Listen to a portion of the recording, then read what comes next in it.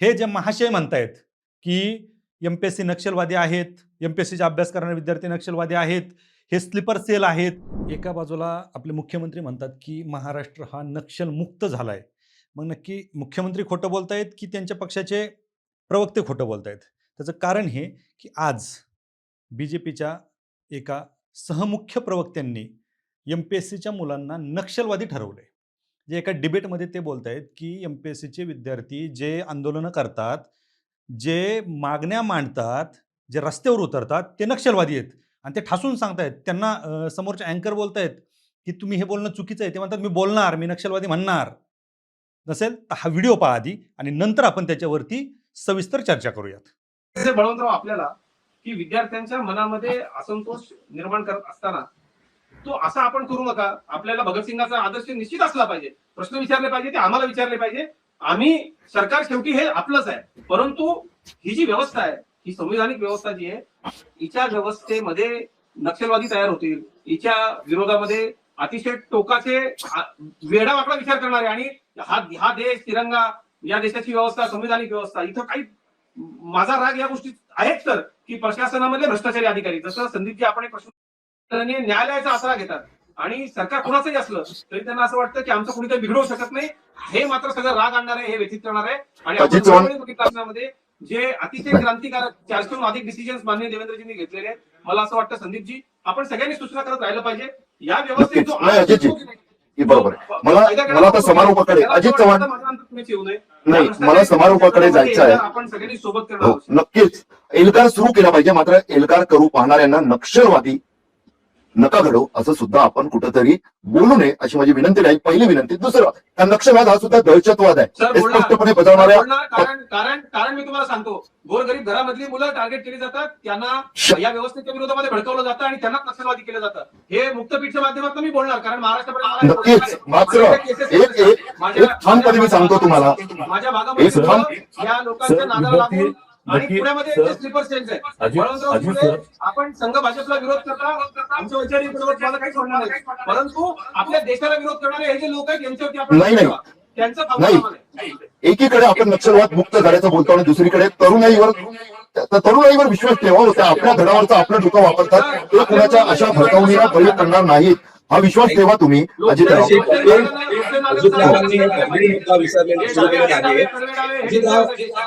अजितराव माझी एक विनंती आहे की या महाराष्ट्रात गेल्या आठवड्याभरापासून जी मुलं उत्स्फूर्तपणे रस्त्यावर उतरलेली आहेत, यवतमाळ आहे, वर्धा आहे, अमरावती आहे, सांगली आहे, पुणे आहे आणि कालचा संभाजीनगर आहे, त्यांना कृपया नक्षलवादी बोलू नका. किंवा हा व्हिडिओ आपण पाहिला स्पर्धा परीक्षेची तयारी करणाऱ्या विद्यार्थ्याच्या आणि त्याच्या कुटुंबाच्या तळपायाची आग मस्तकाला गेली असेल. जो हा व्हिडिओ ऐकत असेल त्याच्या तळपायाची आग मस्तकाला गेली असेल. तुम्ही एका बाजूला म्हणताय की हे स्लीपर सेल आहेत, म्हणजे स्पर्धा परीक्षेची तयारी करणारे स्लीपर सेल आहेत. मग एका बाजूला तुम्ही म्हणताय महाराष्ट्र नक्षल मुक्त झालाय आणि दुसऱ्या बाजूला तुम्ही या तरुणाईला नक्षलवादी म्हणताय. हे नक्षल घडणारी फॅक्टरीच म्हणायचे का काय तुम्हाला? पुण्यामध्ये किंवा आजपर्यंत जी आंदोलनं झाली, तुम्ही म्हणताय हे घडवताय. आजपर्यंत जी आंदोलनं झाली त्याच्यामध्ये उत्स्फूर्तपणे विद्यार्थ्यांनी केलेली आंदोलनं आहेत. काही आंदोलनामध्ये अजिबात राजकीय कुठलाच हस्तक्षेप नाहीये. म्हणजे याचा अर्थ जे आंदोलन करतायत ते नक्षलवादी आहेत का? माझा अजित जाधव जे आहेत की ज्यांनी हे वक्तव्य केलेलं आहे आणि ते ठामपणे सांगतायत की मी म्हणणार, मी नक्षलवादी म्हणणार. हे जे तुम्ही ठामपणे म्हणताय आणि तुम्ही काय म्हणताय, आम्हाला येऊन सांगा. अरे तुम्ही ऐकताय कुठं? बरं तुम्ही जर वैयक्तिक म्हणत असाल तर तुम्ही आहेत कोण? आता प्रवक्त्यांवरती मला काहीच बोलायचं नाही. प्रवक्ते फक्त बोलण्यासाठीच असतात. मला आजपर्यंत एमपीएससी ऑफलाईन व्हावी आणि एमपीएससी ऑनलाईनच्या विरोधात मी आवाज उठवतोय. त्याच्यामध्ये मला वाटत होतं की आजपर्यंत मुख्यमंत्री साहेब आम्हाला न्याय मिळवून देतील. मुख्यमंत्र्यांवरती मी आज एक शब्दही बोललेलो नाही अजून, कारण मुख्यमंत्रीच न्याय मिळवून देऊ शकतात हा विश्वास आम्हाला आहे. आजच्या लोकसत्ताची एक बातमी आहे, त्याच्यामध्ये सांगितलंय की एमपीएससी ऐकायला तयार नाही, शासनाला त्याच्यामध्ये मध्यस्थी करावी लागणार आहे. अर्थात चांगली बातमी आहे, विद्यार्थ्यांसाठी चांगली बातमी आहे. मुख्यमंत्री महोदयांनी जर मध्यस्थी केली आणि मुख्यमंत्री महोदयांचा शब्द एमपीएससी मोडणार नाही याचा विश्वास आहे. परंतु हे जे महाशय म्हणतायत की एमपीएससी नक्षलवादी आहेत, एमपीएससीचा अभ्यास करणारे विद्यार्थी नक्षलवादी आहेत, हे स्लीपर सेल आहेत, अहो हे भावी अधिकारी आहेत आणि या भावी अधिकाऱ्यांवरती जर तुम्ही असे गंभीर आरोप करत असाल म्हणजे एका बाजूला तुम्ही म्हणताय की नक्षलमुक्त झालं आणि दुसऱ्या बाजूला महाराष्ट्रामध्ये 25 लाख विद्यार्थी कमीत कमी अभ्यास करतायत. त्या 25 लाख विद्यार्थ्यांना तुम्ही नक्षलवादी म्हणताय. हे भावी अधिकारी आहेत, यांच्या जीवावरती शासन चालणार आहे, यांच्या जीवावरती महाराष्ट्र चालणार आहे, यांच्या जीवावरती देश चालणार आहे. तुम्ही सांगताय की देशाच्या विरोधात बोलताय, महाराष्ट्राच्या विरोधात बोलताय. अहो, जर चुकीचं घडत असेल, अन्याय जर होत असेल तर त्याच्या विरोधात बोलायचं नाही का? म्हणजे विद्यार्थी बोलला, कुणीही बोलला की तो नक्षलवादी, तो देशद्रोही, तुम्ही डायरेक्ट आम्हाला पाकिस्तानीच करून टाकताल. म्हणजे आज ऑनलाईन परीक्षाच्या विरोधामध्ये आम्ही बोलतोय. का बोलतोय? कारण पुरावा तुमच्या समोर आहे. ऑनलाईन परीक्षांमध्ये फ्रॉड झाला म्हणून सगळ्या परीक्षा तुम्हीच एमपीएससीकडे दिल्यात का? तर ऑनलाईन परीक्षांमध्ये फ्रॉड झाला, दिल्या का? परीक्षा एमपीएससीकडे दिल्या का? त्याचं कारणच हे आहे. आणि तुम्हाला माहिती आहे की त्या परीक्षांमध्ये फ्रॉड होत होता म्हणून तुम्ही एमपीएससीकडे ऑफलाईन पद्धतीने परीक्षा घ्यायला दिल्या. आणि आज तुम्ही एमपीएससीच आज जर ऑनलाईन परीक्षा घेणार असेल तर हे विद्यार्थी का विरोधात उतरणार नाहीत? आज हे जे विद्यार्थी आहेत ना, ज्यांना तुम्ही नक्षलवादी म्हणतायत, हे विद्यार्थी ऑफलाईन परीक्षेचा अभ्यास करून अधिकारी बनून देशाची सेवा करण्यासाठी, हे शासन चालवण्यासाठी जाऊ इच्छितात, त्यांना तुम्ही नक्षलवादी म्हणताय. आणि जे विद्यार्थी ऑनलाईन परीक्षेमधून घडले, ऑनलाईन परीक्षेमधून बिघडले, ऑनलाईन परीक्षेमध्ये पैसे देऊन ते सिस्टीममध्ये गेले, ते तुमच्यासाठी कोण? ते साधू संत. म्हणजे जे भ्रष्टाचार करून आतमध्ये गेले ते तुमच्यासाठी चांगले.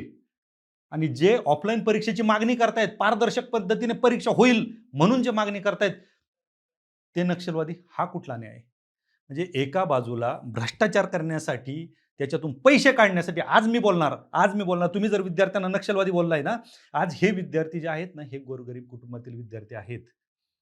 यांचे आईबाप त्यांना शिकवण्यासाठी एक अधिकारी बनेल, बाबा माझा मुलगा अधिकारी बनेल, ह्या अपेक्षेने ते दुसऱ्याच्या शेतात काबाड कष्ट करतायत. ते पावसाळ्यामध्ये सुद्धा त्यांचा घाम निघतोय एवढे ते काबाड कष्ट करतायत. आणि त्या आईबापाच्या, ते शेतकऱ्याच्या पोरांना तुम्ही नक्षलवादी म्हणताय. मला या प्रवक्त्यांना काहीच बोलायचं नाही. माझा प्रश्न मुख्यमंत्री महोदयांना आहे. आज तुमचे प्रवक्ते आहेत म्हणजे तुमची भूमिका ते मांडतायत, तुमच्या पक्षाची भूमिका ते मांडतायत. त्या प्रवक्त्यांची भूमिका म्हणजे तुमच्या पक्षाची भूमिका, आणि तुमच्या पक्षाची भूमिका म्हणजे जर ही मुख्यमंत्र्याची भूमिका असेल तर मुख्यमंत्र्यांनी, आता अधिवेशन चालू आहे, मुख्यमंत्र्यांनी सभागृहामध्ये सांगावं. हा व्हिडिओ मुख्यमंत्र्यांपर्यंत गेला पाहिजे. हा व्हिडिओ मुख्यमंत्र्यांपर्यंत जोपर्यंत जात नाही तोपर्यंत आपल्याला थांबायचं नाही. जर आपण नक्षलवादी असू, आपल्याला जर हे नक्षलवादी बनवणार असतील, अर्थात जर अशा पद्धतीने जर तुम्ही विद्यार्थ्यांना बेरोजगार करणार असाल तर विद्यार्थ्यांनी म्हणायला पाहिजे होतं, आम्हाला तुम्ही नक्षलवादी बनवताय का? पण तुम्हीच सांगताय की जे आंदोलन करतायत ते नक्षलवादी. अरे बाबांनो, तुम्हाला विनंती आहे, हा डाग विद्यार्थ्यांवरती लावू नका.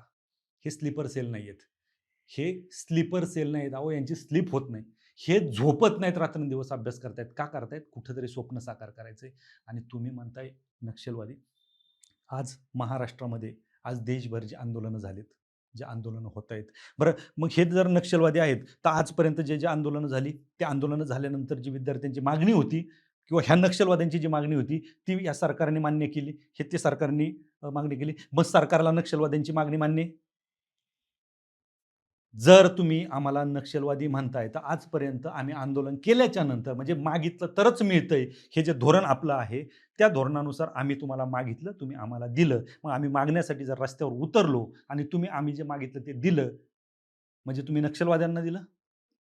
आज जे बोलतायत, आज बीजेपी पक्षाचे प्रवक्ते आहेत, बीजेपी पक्षाच्या कित्येक नेत्यांची मुलं असतील, त्यांचे नातेवाईक असतील, त्यांची भाऊबंदकी असेल, हे स्पर्धा परीक्षेची तयारी करतायत, ते नक्षलवादी आहेत? आज विद्यार्थ्यांनी मुख्यमंत्र्यांना हा प्रश्न विचारला पाहिजेत की आम्ही नक्षलवादी कसे? आज जर आम्ही नक्षलवादी असो तर बीजेपीने यापूर्वी जे काही आंदोलनं केली असतील, एबीव्हीपीने जी आंदोलनं केली असतील, ते सगळे नक्षलवादी आहेत का? म्हणजे विद्यार्थ्यांनी आवाज उठवायचा नाही. जो आवाज उठवेल त्याला तुम्ही नक्षलवादी बनवणार, जो आवाज उठवेल त्याला तुम्ही आतंकवादी बनवणार. अहो, एकतर तुम्ही पुण्यामध्ये आंदोलन होऊ नये म्हणून दडपशाही करताय, तुम्ही शिक्षकांवरती दबाव आणताय, तुम्ही सोशल मीडियावरती जे ॲक्टिव्ह आहेत त्यांच्यावरती दबाव आणताय, जे बोलतायत त्याच्यावरती दबाव आणताय तुम्ही, आणि केसेस होण्याच्या धमक्या देताय. तुम्ही लायब्ररीमध्ये जाऊन सांगताय की आंदोलन करू नका, आंदोलन केलं तुमच्यावर केसेस. ही दडपशाही तुम्ही आमच्यावर करताय. नक्की मग याच्यात नक्षलवादी कोण आहे?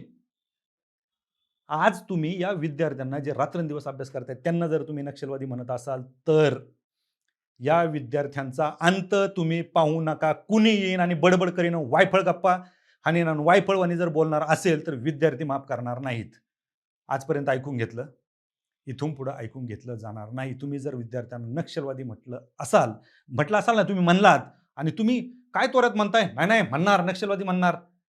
अरे आपण बोलतोय काय, आपण करतोय काय, ह्याचं कुठेतरी भान ठेवणं आपल्याला गरजेचं आहे. त्यामुळे माझी विनंती आहे मुख्यमंत्री महोदयांना, अशा वाचाळवीरांना आपण कृपया आवरा. या विद्यार्थ्यांच्या संयमाचा अंत पाहू नका. धन्यवाद.